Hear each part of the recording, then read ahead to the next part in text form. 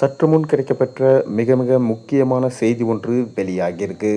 திமுகவுக்கு கெடு விதிக்கும் காங்கிரஸ், ஸ்டாலின் அதிர்ச்சி.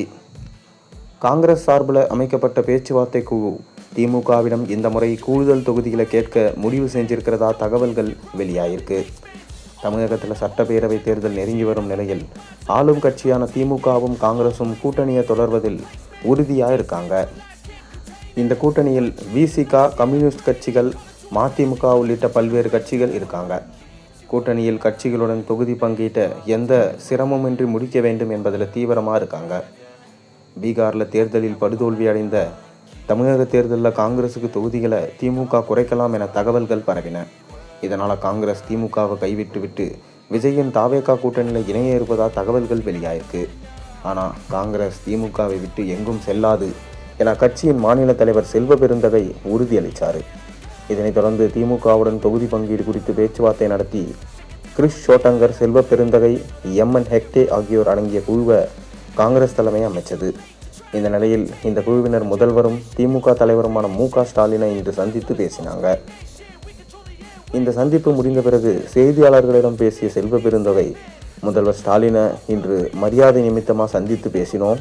தொகுதி பங்கீடு பேச்சுவார்த்தை இன்னும் தொடங்கவில்லை.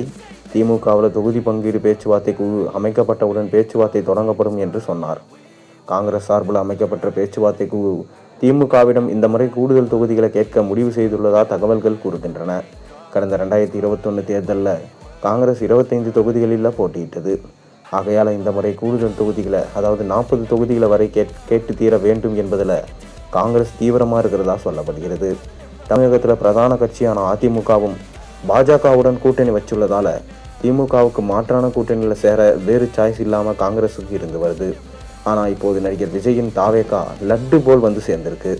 இதனால் அதிக தொகுதிகள் கொடுக்கவில்லை என்றால் எங்களுக்காக தாவேகா கதவை திறந்து வச்சிருக்கு என திமுகவிடம் கெடு விதிக்க காங்கிரஸ் முடிவு செஞ்சிருக்கிறதா அரசியல் நிபுணர்கள் தெரிவிச்சிருக்காங்க.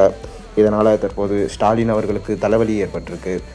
மேலும் அதிக தொகுதிகளை கொடுத்தாலும் காங்கிரஸ் வெல்லுமா, இம்முறை ஆட்சியை கைப்பற்ற முடியுமா என்கின்ற சந்தேகமும் ஸ்டாலினுக்கு ஏற்பட்டுள்ளதாம்.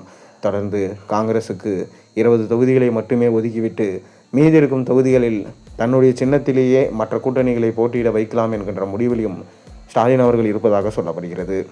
நீங்கள் என்ன நினைக்கிறீங்க? காங்கிரஸ் விலகிவிடுமா இல்லை திமுகவுடைய கூட்டணி சேருமா? மறக்காமல் கீழே கமெண்ட்டில் சொல்லுங்கள்.